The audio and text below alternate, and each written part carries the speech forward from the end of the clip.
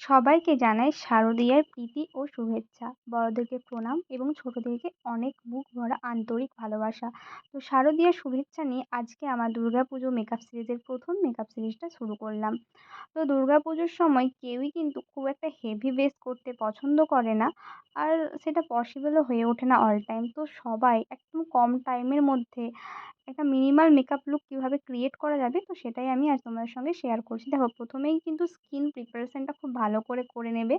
আর makeup করার আগে কি মুখটা কিন্তু খুব ভালো করে ক্লিন করে নেবে। অ্যাজ ইউজুয়াল আমি প্রত্যেক দিনের মতো খুব ভালো করে আমার স্কিন প্রিপারেশনটা করে নিয়েছি, প্রোডাক্টগুলো শো করে দিয়েছি, তোমরা দেখে নিও। দেন আমি একটা রিকর্ডের সিসি ক্রিম ইউজ করছি, কোনো কালার কারেকশন কিন্তু আমি করছি না, কারণ অত কিছু টাইম থাকে বলে আমার মনে হয় না দুর্গাপুজোর সময়। তো সিসি ক্রিমটা হাতে করে ব্লেন্ড করে নিলাম, কিন্তু বিউটি ব্লেন্ডার বা ব্রাশে করে ব্লেন্ড করলে কিন্তু একটু কভারেজ পাওয়া যাবে না। দেন একটা পিঙ্ক কালারের লিপস্টিক নিয়ে আমি ব্লাশ করলাম। দেন ফিটমির একটা কম্প্যাক্ট দিয়ে আমি ফুল বেসটা কিন্তু হালকা হাতে সেট করে নিলাম। তোমরা চাইলে কিন্তু লুজ পাউডার দিয়েও সেট করে নিতে পারো, সেটা তোমাদের ব্যাপার। দেন আমি একটা একদম হালকা ব্রাউন কালারের আইশ্যাডো নিলাম, নিয়ে পুরো আইলিডটাই ভালো করে ব্লেন্ড করে নিলাম। দেন নাইকার একটা সি গ্রিন টাইপের কাজল দিয়ে আইলাইনারটা পরলাম।